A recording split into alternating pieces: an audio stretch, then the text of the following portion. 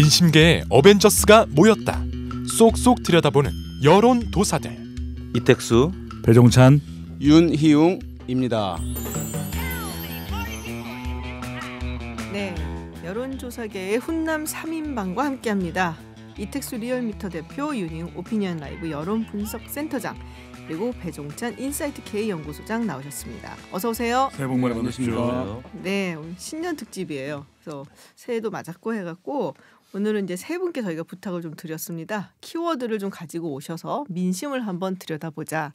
뭐 올해 많은 일이 있을 거 아니겠습니까? 뭐 총선도 있고 그래서 여러 가지 얘기가 많이 나올 것 같은데요. 일단 배종찬 소장님께서 가지고 온 민심 키워드로 한번 풀어보도록 하겠습니다. 어떤 조사 눈여겨보셨나요? 저는 비례 전담 정당, 위성 정당이라고도 얘기를 하는데 네. 이번 조사에서는 총선이잖아요. 네네. 근데 뭐 정당을 짓겠다라고 하는 것은 너무 뭐 뻔한 이야기인데 비례 정당, 비례만 겨냥을 해서 네네. 이게 탄생하는 정당에 대해서 투표행위 어떻게 되는 걸 물어봤습니다. 근데 이게 아마 자유한국당 측에서 비례 자유한국당 이걸 이제 등록을 시키면서 사실 뭐 그 전에도 이야기가 있었지만 선거제도가 개편이 되니까는 비례만 전담으로 하는 정당. 그렇죠. 네. 조금 우리가 약간 비아냥거리지 얘기하면 위성 정당 네. 이거에 대한 의견이란 말씀이신데요. 그래서 뭐 시쳇말로 시중에서 쓰는 용어가 아닌 비례 전담 정당 이렇게 해서 네. 투표할 의향이 있느냐 물어봤는데 있다가 47.4%, 네. 없다가 46.5%. 비슷한 결과가 나왔습니다. 근데 이건 사실 전체잖아요. 전체를 전체이기 대상으로서 때문에. 물어본 것이고요. 네. SBS가 입소서에 의뢰해서 지난 해 네. 연말 28일부터 30일까지 전국 1,016명 유무선 RDD 전화조사 표본 오차 95% 신뢰 수준 플러스 마이너스 3.1%포인트 응답률 19% 자세한 사항은 중앙선거여론조사 심의위원회 홈페이지에서 확인 가능한데요. 비례전담 정당에 투표하겠다는 응답자 중에서 주목하게 되는 건 한국당 지지층이잖아요. 그렇죠. 어느 정당을 지지하냐에 따라 갖고 이 비례 전담 정당에 대한 태도도 좀 달라질 수밖에 없으니까요. 그렇죠. 근데 한국당을 기준으로 한다면은 비례 자유한국당이 될 텐데 네. 57.3%가 투표 의향이 있다 이렇게 답을 했습니다. 57.3%. 네. 그럼 민주당 지지층은 어떨까 살펴봤는데 민주당 지지자도 뭐 민주당 비례 전담 민주당을 네네. 의미하는 것이겠죠. 그렇겠죠. 50.5%. 그래서 꽤 투표 의향이 있는 것으로 나타나는데 뭐 리얼미터 조사도 있는데 이건 아무래도 뭐 이택수 대표께서 소개를 해주셔야 될 것 같고요. 네, 리얼미터가 지난 12월 27일 전국 직구제 이상 성인 504명을 대상으로 조사한 내용인데요. 95% 신뢰 수준에서 플러스 마이너스 4.4%포인트 표본 오차입니다. 당시 리얼미터 조사에서는 반대가 61.6%, 네. 찬성이 25.5%, 반대가 찬성보다 2배 이상 높게 나타났는데 이게 이제 약간의 시점 차이긴 합니다만 하루가 다르게 이 좀 입장이 바뀐 그쵸. 듯한 모습이 있는데요. 네네. 무슨 얘기냐면 지난 그 12월 말에 이제 공수처법까지 해서 패스트트랙이 다 통과가 됐습니다. 그래서 네네. 지난주에 제가 성선설 성악설 얘기를 했는데 앞서 소개해드린 그 배 소장이 소개해드린 그 조사에서 민주당 지지자들도 50.5%가 투표 의향이 있다라고 네. 했거든요. 그러니까 이 공직선거법뿐만 아니라 공수처법도 통과되면서 제가 볼 때는 민주당 지지자들도 지금 실제 비례 자유한국당이 지금 가시화되고 있는 상황이라서 실제 이 법의 취지를 무력화시키는 황교안 대표의 표현에 따르면 이제 꼼수의 묘수로 이제 대응하는 것인데 여하튼 이 법의 취지가 왜곡되는 것에 대해서 민주당 지지자들도 상당히 우려하고 있다 이런 표심. 여론이 이제 반영된 결과가 앞서 소개해드린 결과였고요. 처음에는 아무튼 반대가 좀 많았는데 네. 실질적으로 이제 선거가 다가올수록 이 비례정당 투표 의향은 각 당의 지지자들이 좀 높게 특히 민주당, 한국당에서 높게 나타날 가능성이 네네. 좀 있어 보입니다. 그래서 12월 27일이었잖아요. 지금 네. 리얼미터는. 그러면 네. SBS는 언제적 조사인가요? SBS는 12월 28일부터 30일까지. 그러니까 시차가 조금 네. 있군요. 근데 공수처법까지 통과될 이제 무렵이었기 이제 때문에 그렇군요. 근데 이것도 있는 것 같아요. 그러니까 이 SBS 조사는 비례 전담 정당이라고 하는 표현을 썼었고 네네. 이건 공이 모든 정당의 지지층들이 어떻게 생각하느냐 이렇게 물어봤다면 네네. 그래서 이제 리얼미터의 조사 분석 뭐 기준은 이택수 대표께서 더 잘 알고 계시겠지만 이때는 조금 그 질문을 이해하는 쪽에서는 상당히 좀 부정적인 측면에서의 자유한국당 비례 정당의 탄생 네. 바로 이 부분은 굉장히 경계하는 부분이거든요. 네. 그래서 조금 온도차가 있는데 물론 또 지금도 조금은 상황은 달라졌을 거예요. 왜냐하면 이제 현실적으로 비례전담 정당, 위성정당 한국당에서 만들면 민주당 타격이 있거든요. 그러니까 그렇죠. 민주당 지지층에서도 그런 생각을 충분히 할 만한 거죠. 이 전 같으면은 사실은 이런 식의 뭐 선거법 개정을 하는데 뭐 의의가 손해가는 침해된다라고 생각을 하고 민주당 지지층이 뭐 투표하지 않겠다. 비례전담 전당에서는 투표하지 않겠다. 뭐 반대하는 입장을 보였다면은 지금은 선거법도 개정이 이제 통과가 됐고 공수처법도 다 통과가 됐고 어떻게 보면 민주당이 원하는 것은 지금 끝났단 말이에요. 그렇죠.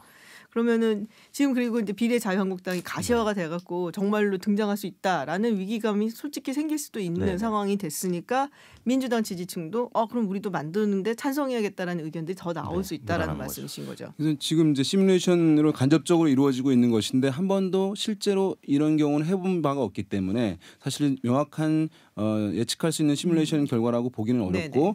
약간 시간이 조금 흐른 다음에 지역구 정당들은 어느 정당에 투표할 것인지 그다음에 비례정당 있을 때는 어느 정당 투표할 것인지의 어쨌든 여론조사 설문조사를 통해서 보게 되면 뭐 이거보다는 지금보다는 좀 유권자들의 어떤 정치적인 그런 투표 성향들 비례해서 나타난 것을 좀 더 명확히 아마 곧 알 수 있을 것 같아요. 그러니까 지금은 사실 해본 게 아니잖아요. 그렇죠. 가본 길이 아니기 때문에 네. 실제 투표를 했을 때는 선거 후에는 어떤 결과가 나올지는 뭐 잘은 좀 모르겠다. 근데 사실 그 생각은 들어요. 어느 조사에서든 정의당 지지자들은 다 반대하고 있을 거라는 생각은 좀 들기는 해요. 이게 부분에 이른바 대해서. 요즘에 유행하고 있는 뭐 북한과의 관계도 있는데 새로운 길이라고 하는 네네. 유행이거든요. 그러니까 새로운 길을 가야 되는데 이것도 있는 것 같아요. 왜냐하면 이게 우리가 상식적으로 생각해 보면 위성정당이라는 게 박사님도 아시겠지만 좀 부정적이잖아요. 위성이란 그러면- 말 자체가 사실 그러니까요. 부정적인 뉘앙스죠. 응답자들은 상당히 좀 부정적으로 응답할 가능성도 배제할 수는 없어요. 이른바 이제 침묵의 나선 이론 현상이라고 그러니까 부정적인 이슈에 대해서는 긍정적으로 참 답변하기 곤란하거든요. 네. 특히 이제 뭐 이런 조사 방법에 따라서 그런 경향은 더 두드러지게 나타날 수도 있는 거고요. 워딩을 좀 다르게 해도 사실 다르게 나타날 수도 있죠. 네. 민주당에서는 공식적으로 비례정당을 만들 수는 없지만 민주당을 지지하는 그래서 가령 뭐 2030을 대표하는 대표성 있는 청년들을 내세워서 민주당의 동의 없이 이 당을 만든 다음에 우리가 사실상 비례 민주당이다라고 주장을 하고 우리를 찍어주면 당선된 이후에 민주당이랑 합당하겠다 뭐 이런 식으로 과거 그걸 친박연대처럼 어떻게 민주당의 동의 없이 해요? 만약에 그렇게 주장하는 정당이 나타날 수도 네. 있거든요. 그러니까 그리고 이제 그럴 경우에 후보들의 면면이 이제 나타날 텐데 그 비례 자유한국당의 후보들도 이제 1번부터 번호가 이제 부여가 될 것이고요. 네. 어떤 후보들이 비례 후보로 등록이 되느냐에 따라서도 향후에 이 여론은 좀 바뀔 수 있다고 봅니다. 그렇군요. 지금 비례 자유한국당만 하더라도 지금 워낙에 많은 정당이 지금 생기고 있으니까 네. 투표용지에서 어디에 위치하냐도 중요하기 때문에 지금 그렇죠. 뭐 의원들이 현역 의원들 좀 가져야 된다는 네. 얘기도 나오고 있잖아요.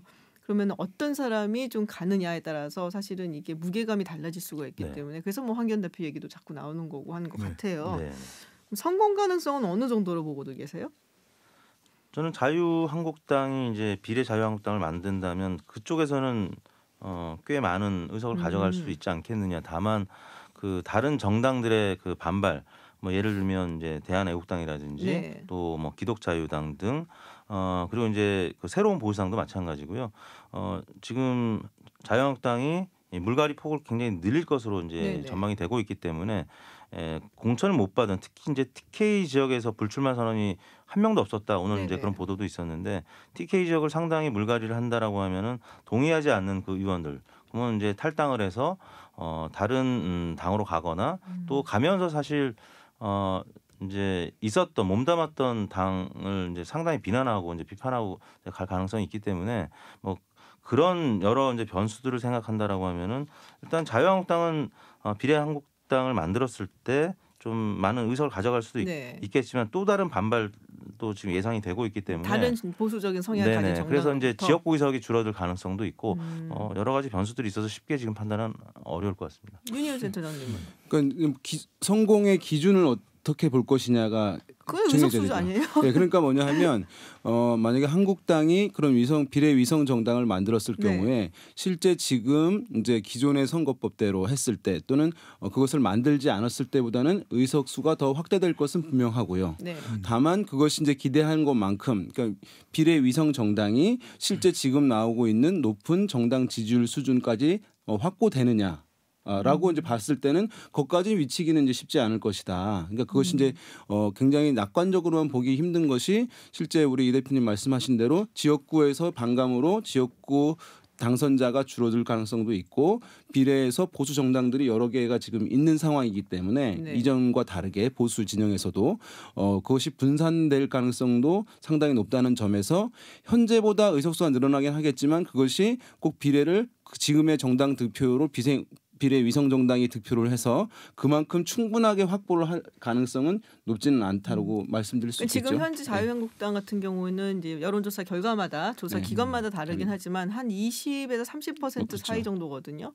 근데 그게 온전히 이 비례 전담 그죠. 정당의 득표율로 가능성- 나타날 것이냐, 그 부분에 대해서는 조금 우리가 뭐 그쵸. 약간은 퀘스천 마크가 있다. 네, 이런 맞습니다. 말씀이시고요. 그렇게 되지는 않겠죠. 네. 그래서 이른바 이제 짬짜면 현상을 이야기하고 있는 거거든요. 짬짜면 그러니까 이것도 아니고 저것도 아니고 결국은 현실도 굉장히 누더기로 그러지 나타날 마세요. 가능성이 좋아하는 분들도 계세요. 물론 짬짜면 이제 좋아하는 사람 있는데. 저도 좋아합니다. 네. 근데 긍정적인 면도 있는데 이게 어떤 현상이 되냐면 이렇게 되면은 또 정부 심판을 하는 쪽은 정당 투표로 뭐 비례자유한국당 같이 뭐 이런 쪽에 이제 투표할 네. 가능성이 생길 것이고 한편으로는 이택수 대표께서 지적하신 대로 이런 후폭풍이 수도권 지역구에서 이 한국당 보수 정당의 열세 현상으로 가져올 수도 있는 것이거든요. 또 이제 안철수 전 대표가 기환을 한다면 네. 그 중도 세력은 또 주로 후보자를 내기에 급급하니까 시간이 부족하거든요.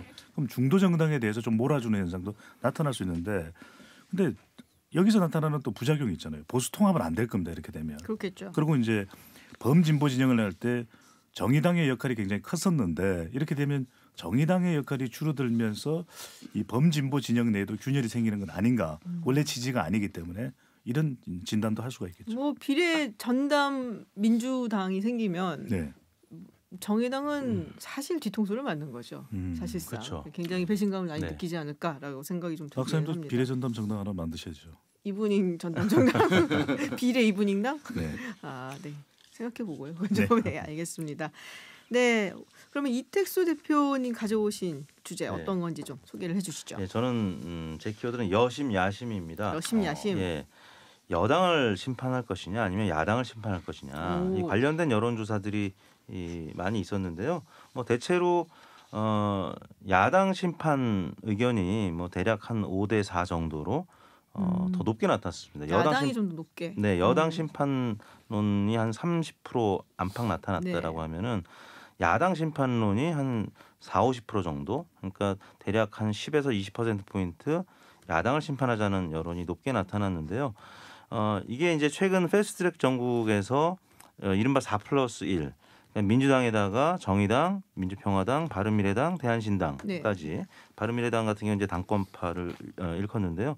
아무튼 4+1 공조 체제가 굉장히 잘 이루어졌죠. 이 체제는 계속 총선 때까지 이어갈 가능성이 있기 때문에 한국당에서 이제 주호영 의원이 이런 표현했습니다. 군소 민주당이라는 표현을 했습니다. 4+1. 이 정의당이라든지 뭐 민평당 이쪽에서는 좀 모욕적인 발언이라고 불쾌할 수 있겠지만 아무튼 한국당에서는 그렇게 바라보고 있는 것인데 그러다 보니까 이쪽 진보 진영의 계열 연합을 지지하는 네. 유권자들이 대략 한 50% 되거든요. 그러니까 야당 심판론 여기서 야당이라고 하면은 사실 진보 야당이 아니라 보수 야당 자유한국당을 일컫는 것이죠. 그래서 어느 정도 그런 컨센서스가 이루어진 상태에서 여론조사가 이루어졌기 때문에 자유한국당을 심판하자는 의견이 대략 자유한국당 지지율이 대략 20-30%밖에 안 되기 때문에 나머지 여론이 지금 야당을 심판하자. 그래서 어떻게 보면 이 그 프레임은 한국당이 굉장히 불리하죠. 네네. 그래서 지난 지방선거라든지 또 이제 대선 연이어서 지금 진보 계열이 지금 이기고 있는데 만약에 내년 총선도 야당 심판원으로 가게 될 경우에는 한국당으로서는 지금 뭐 여러 가지 뭐 공수처라든지 뭐 선거 이제 제도 개편에 따라서 판 자체가 불리한데 이 민심 자체도 지금 굉장히 불리한 상태에서 비례한국당을 만들면 아무튼 다른 정당하고 또 통합도 어려워진 상태이기 때문에 통상 총선이 이 중간 평가적인 그래서 회고적 네네. 투표라고 하는데 이럴 경우에는 좀 전망적 투표로 바뀔 가능성. 그래서 여당에 힘을 실어줘야 된다는 의견이 또 비슷하게 한 5대 3 내지 5대 4 정도로 높게 네네. 나타나고 있거든요. 현재 판세로만 본다면 민주당이 좀 유리한 구도가 아닌가 싶습니다. 이게 사실 우리가 그 대선과 대선 사이에 뭐 지방선거가 끼어 있든지 아니면은 총선이 끼어 있든지 하면은 이게 이제 정권 심판용 그렇죠. 선거다 이런 얘기를 많이 하거든요. 근데 여기서는 정권이 아니라 그러니까 정부 여당이 아니라 보수 여당을 심판해야 된다라는 의견이 좀 더 높게 나온다라는 거는 네네. 사실은 조금 특이한 케이스인 것 그렇죠. 같기도 이게 하고 지금 그리고 이게 네. 그렇죠. 한국당 입장에서는 지금 상당히 이제 이런 지금 많이 나오고 있는 네네. 이 조사를 이제 좀 불쾌할 가능성이 있어요. 왜냐하면 네. 전통적으로는 이제 야당에서는 정권 심판론이라는 프레임을 내놓고 선택지가 또 하나 선택지는 정부 여당의 국정 안정론이거든요. 그러니까 국정 안정론 대 정권 심판론 이 두 가지 선택지가 원래 선거를 앞두고 이렇게 중간 평가적 선거에서 치러지는데 기본적 프레임이고 네. 과거에는 대부분 이렇게 해왔어요. 네네. 근데 지금은 이제 특이하게 야당 심판론이 그러니까 국정의 발목 잡기를 하는 야당을 심판해야 한다. 이것이 이제 여권에서 이제 만들고자 하는 프레임인데 그것이 조사 결과에 나와서 평가의 대상은 원래 정부와 여당인데 그렇죠. 이 도마 위에 올라간 게 야당이 올라가 있는 상황이 돼버린 것이니까 평가를 받는 입장이 돼버렸잖아요. 공세를 하는 창의 입장인 야당이. 그래서 어쨌든 그것은 뭐 아까 말씀하신 대로 어쨌든 과거와 단절을 좀 명확하게 하지 못하고 인적 쇄신들 명확하게 해내지 못하고 또 보수의 통합을 많이 해놓지 못한 것에 대한 그런 결과라고 이제 할 수 있을 텐데요. 네. 상당히 이제 야당으로서는 힘겨운 총선이 될 가능성이 높아 네. 보입니다. 저희가 여기서 교통 정보를 잠깐 들어야 돼요. 네. 그래서 교통 정보 듣고 돌아와서 다시 이 부분에 대해서 이야기를 나눠보도록 하겠습니다. 네, 교통 정보 듣고 돌아왔습니다. 아까 하다가 말은 우리 야당 심판론 이야기를 좀 들어보도록 하겠습니다. 그러니까 아까도 말씀하셨지만은 보통은 중간에 낀 선거 같은 경우에는 정부 여당을 심판한다는 얘기가 많거든요. 국정평가라든지 이런 성격이 많았는데 이게 이제 정부 여당한테 좀 유리하게 돌아가는 경우는 저는 그 정도 그때는 기억을 해요. 2008년도 국회의원 선거에서 네. 바로 그 전에 대선이 있었잖아요. 그렇죠. 네. 그러니까는 대통령을 새로 뽑았으니까 뭐 힘을 실어줘야 된다 해서 그때 상당히 이제 한나라당이 당시 한나라당이 임기 압승을 했었죠. 초반이었으니까요. 네, 임기 그때는 완전 이제, 초반이고. 예. 근데 지금은 완전 중반이거든요. 그러니까 중간에 끼어 있는 선거를 누가 결정하느냐? 중도층이 결정하는 거예요. 음. 그러니까 진영 대결을 하고 있는데 누가 여당 쪽으로 손을 들어주냐면 중도층입니다. 그러니까 지난해에 보면 조국 전 장관 논란 있을 때도 중도층 민심이 결국 결정을 한 거잖아요. 네네. 그러니까 여러 번 기회를 줬다 이거예요. 중도층들은. 그런데 왜 자유한국당이 정신 못 차리고 혁신과 쇄신을 안 하느냐. 이게 이제 이 실망감이 여당 쪽으로 옮겨가는 것이거든요. 그래도 정부는 국정 수행을 계속 해야 되는 거잖아요. 네. 그럼 오히려 이쪽에 힘을 실어주는 양상으로 나타나는 것이고 그래서 이른바 뭐 한간에 유행하고 있는 것이 바로 세 글자잖아요. 야당폭. 야당폭. 야당폭. 아. 네. 그러니까 야당폭. 근데 반사 이익도 있다. 물론 이제 정부 여당이 잘하는 것도 물론 있을 거예요. 그래서 왜 그러냐? 자유한국당의 비호감이 너무 높은 거죠. 이걸 줄이지 못했던 것. 또 하나는 보수 분열 상태잖아요. 네네. 분열돼 있기 때문에 지지층들도 결집을 하지 않는 현상. 바로 이것 자체가 구도가 중요합니다. 선거는 구도, 이슈, 후보거든요. 네. 이미 구도에서부터 지금 밀리고 있는 거죠. 근데 지금 이제 보수도 지금 분열이 되어 있다. 라고 얘기를 하셨는데 네. 그럼 보수가 통합이 된다면 그러니까 여러 가지 또 다른 변수가 앞으로 한 3개월 안에 일어날 수도 있는 거잖아요. 통합이 될까요? 뭐 안철수 의원 전 대표가 또 돌아온다고 하니까 네. 뭐 여러 가지 다른 변수도 생기지 않을까요? 지금 또 돌아오는 모습을 보니까는 또 술렁술렁이던데. 우리 세 사람 훈남들이 오랫동안 여론조사를 분석해왔던 사람이잖아요. 네네. 근데 한 가지 명확한 현실은 정치인들끼리는 통합을 할 수 있습니다. 네. 근데 지지층들은 안 따라가져요. 아. 이게 이 선거공학적 정치공학적인 통합이다 이러면 지지층들이 안 따라갑니다. 그러니까 이런 현상이 나타나기 때문에 지금의 얼마 되지 않는 시간 동안 명분상의 보수 통합 가능할까요? 그러니까 이제 뿌리 깊게 통합하는 모습을 보여준다면은 유권자들이 따라갈 수 있는데 이렇게 되면은 시너지 효과가 나타나기보다는 역시너지 효과가 나타날 수 있는. 뭐야? 왜 통합하는 거야? 뭐 반성도 없이. 명분이 있어야 된다. 그렇죠. 네. 아 그렇군요. 그러니까 박근혜 전 대통령 탄핵에 대한 평가를 네. 두고 지금 한국당과 새로운 보수당의 입장이 워낙 확연하게 갈리고 있기 때문에 그 부분이 이제 가장 큰 걸림돌이고요.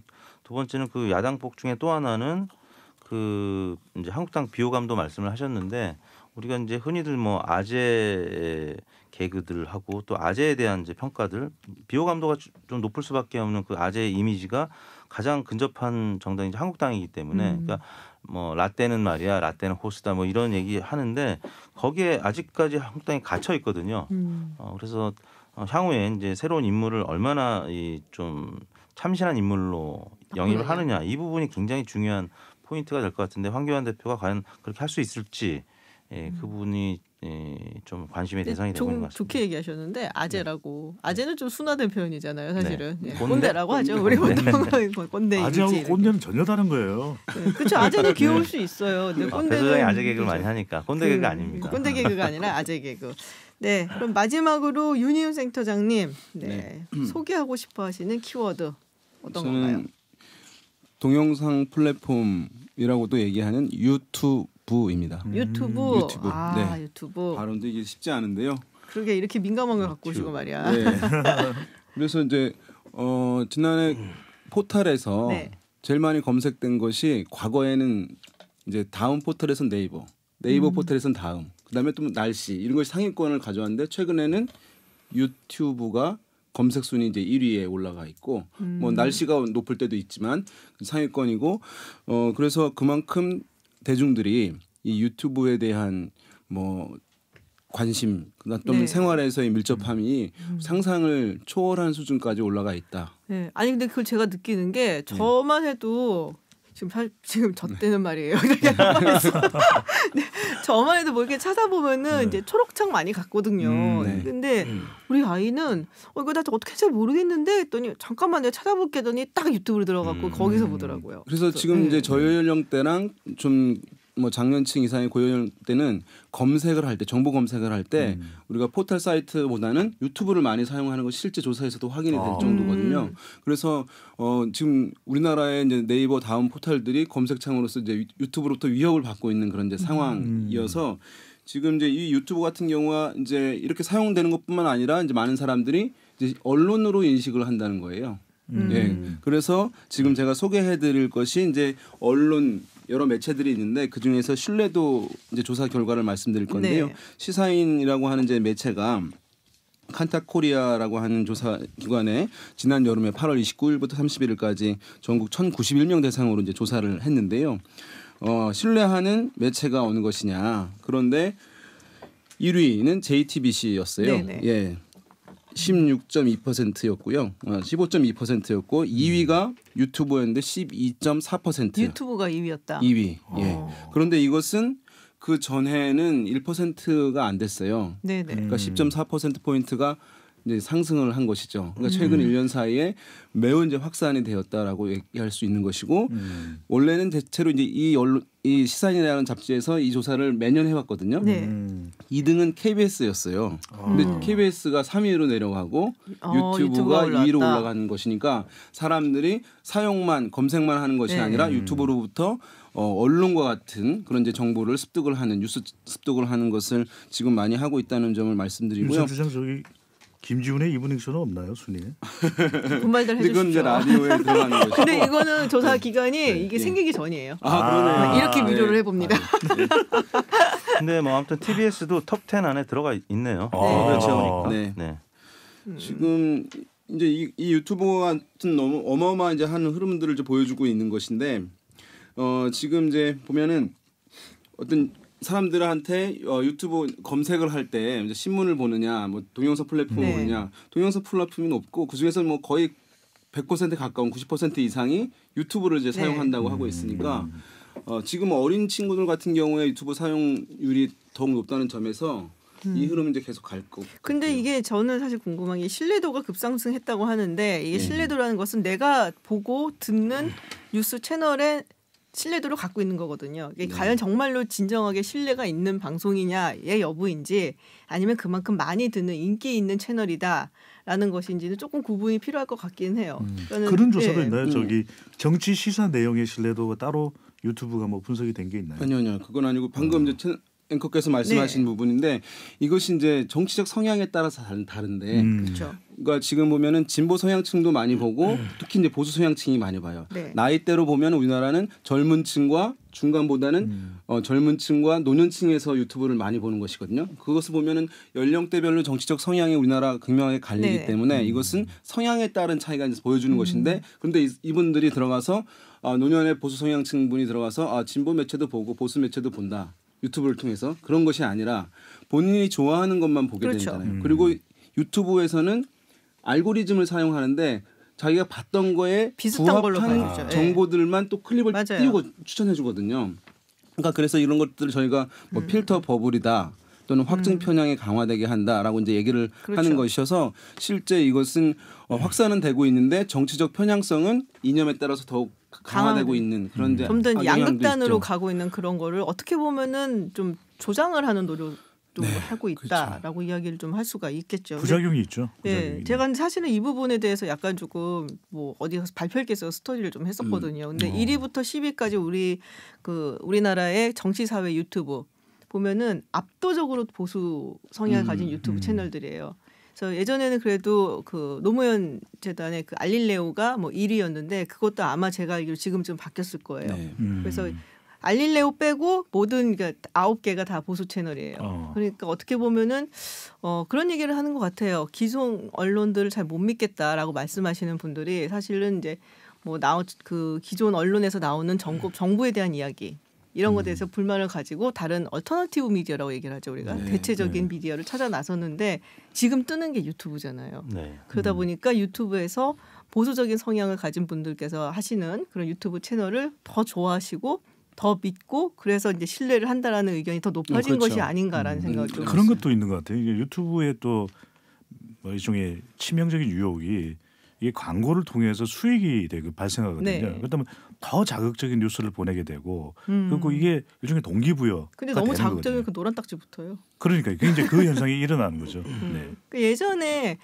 보수 정권일 때 진보 성향을 가지신 분들이 사실은 팟캐스트를 장악을 많이 했었잖아요. 했죠. 네. 근데 그래서 약간 팟캐스트는 좀 진보 성향이 많고 유튜브는 좀 보수 성향이 많고 어떤 정권, 어떤 성향을 가진 정권이 들어서 있느냐에 따라서 약간 옆에서 사이드로 공격하는 그 미디어들 그 미디어의 성향이 또 결정이 되는 게 아닌가라는 생각이 좀 들더라고요. 이택수 대표님은 어떻게 보세요? 저는 그 조금 전 소개해 주신 이 신뢰도 1위부터 10위까지 계산을 해보니까 네. 대략 진보 성향으로 분류할 수 있는 매체의 합이 한 40%대 중반이고요. 저는 아까 말씀하신 유튜브가 지금 보수 성향의 어르신들이 많이 보고 있는 매체인데 유튜브를 보수로 분류한다라고 하면은 나머지 보수 매체의 합이 대략 한 25에서 30 정도 되거든요. 그러니까 이게 딱 지금 정당 지지율하고도 비슷하게 대략 4대 3 혹은 4대 뭐 2.5 이렇게 나뉘어지는 것을 보면 지금 특히 60대 이상의 노년층은 네. 기존 매체들이 현 정부에 장악이 되고 있다. 그래서 언론도 못 믿고 사실 여론조사 기관들도 못 믿고 뭐 나아가서는 지금 뭐 법원도 못 믿겠다라고 하는 시대에 살고 있기 때문에 그런 차원에서 유튜브가 상당히 이 보수성의 유권자들이 기대고 있는 매체가 아닌가 이렇게 생각이 듭니다. 그러니까 지난 이제 여름에 방송학회에서 이제 뭐 정부 발표를 하면서 조사를 했는데 유튜브에 있는 뉴스 채널이 532개였대요.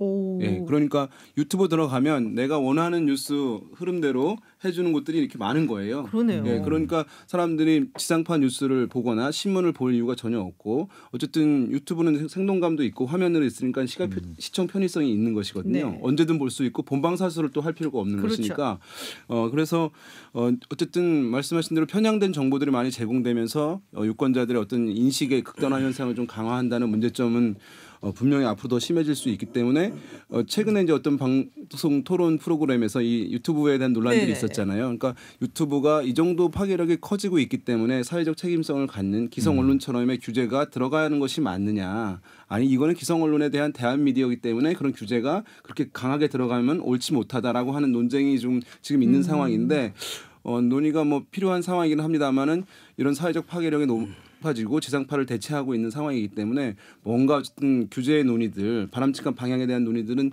앞으로 필요하지 않을까 생각됩니다. 그래서 기존 레거시 미디어는 사실 정보 전달의 역할을 네네. 지금 많이 감당하고 있는 것 같고요. 이 유튜브는 이제 신념을 강화시키는. 그러니까 어르신들 보면은 이 실제 오프라인에서 모임에서 각자들 토론을 많이 하거든요. 네. 뭐 술 한잔 하시면서도 할 수 있고 뭐 밥을 먹으면서 할 수 있는데 특히 뭐 이제 이런 연휴 때 또 많이들 하겠죠. 이 유튜브를 보면서 각자 토론을 하는 그거에 근거가 되는 그 신념을 강화시키는 그러니까 상대를 설득시키기 위해서 본인이 유튜브를 보고 학습을 하고 또 본인의 신념을 강화시키는 이런 쪽으로 하다 보니까 제가 댓글을 사실 뭐 그 TV 토론이 있었던 날 네. 유시민 또 진중권 이 두 분이 이제 굉장히 갑론을박을 했는데 댓글들을 보면 대부분 각자 진영에서 이른바 강화 효과라고 하잖아요. TV 네네. 토론을 보고 이미 각자들 정해진 확증 편향성을 갖고 그 정보를 습득하기보다는 신념을 강화시키는 이제 역할을 이제 이 유튜브가 네. 이제 감당을 하고 있는 것 같은데 그렇다고 이 레거시 미디어가 죽을 것이냐 그렇지는 않다고 봅니다. 예전에 뭐 비디오 킬 더 라디오 스타라는 이제 네네. 노래가 있었습니다만 라디오가 지금 죽지 않았잖아요. 레거시 미디어는 레거시 미디어대로 역할이 있다고 보고 또 거기서 많은 정보들을 이제 습득하는데 저는 그 레거시 미디어가 이 지금 어떻게 보면 악화로 자리매김하고 있는 것으로 보이는 유튜브를 조금 다시 재구축하는데 네. 영향을 또 미칠 수 있다고 봅니다. 근데 저는 그 말씀도 되게 맞다고 생각을 해요. 예전에 이제 제가 뭐 발표를 할 때가 있어 갔을 때 그때 나왔던 얘기가 뉴욕 타임즈 이제 워싱턴 지국장이 그런 말을 했었거든요. 레거시 미디어의 저널리즘은 건강하다. 근데 다만 재정적으로 힘드니까 이게 그렇죠. 이제 그 역할을 제대로 수행하게 하는데 이제 조금 걸림돌이 된다. 이런 정도의 이야기는 하더라고요. 그래서 유튜브를 어떻게 규제를 하느냐 마느냐 굉장히 좀 뜨거운 논란이 될 수 있을 것 같은데 일단은 그거를 공론장으로 끌어내갖고 이거의 장점과 단점을 정말 다 우리가 까발린다 그러잖아요. 네네. 다 내놓고 한번 얘기를 한번 해보는 그렇죠. 것이 더 중요하지 않을까라는 네. 생각을 합니다. 네, 새해를 맞아서 오늘 여론조사계 훈남 3인방께서 각자 눈여겨보신 뉴스와 여론조사 결과들 가지고 오셔서 이야기 나눠봤습니다. 지금까지 인사이트K 배동찬 연구소장, 오피니언 라이브 윤희웅 여론분석센터장 그리고 리얼미터 이택수 대표와 함께했습니다. 고맙습니다. 감사합니다. 감사합니다. 중장년이 되신 분들은 아마도 기억하고 계실 법한 영화 바람과 함께 사라지다가 있습니다. 여주인공 스칼렛 오하라의 마지막 대사 내일은 내일의 태양이 뜰 거야는 굳이 영화를 보지 않는 분들도 알고 계시는 명대사죠. 새해 아침에 떠오른 태양을 기다렸었던 분들 아마도 그런 심정이 아닐까 합니다. 어제보다 나은 오늘이 되겠지. 구름으로 가득했던 지금까지 내 삶에 이제는 태양이 따뜻한 햇살을 내리쬐어주길. 한 해가 바뀌었던 이번 주 달력상의 숫자일 뿐 결국 하루의 바뀜에 불과하다 할지라도 여러분의 2020년에는 희망 가득한 새로운 태양이 매일매일 떠오르길 기원합니다. 비틀스의 Here Comes the Sun 띄워드리면서 저는 물러가겠습니다. 지금까지 김지윤이었습니다.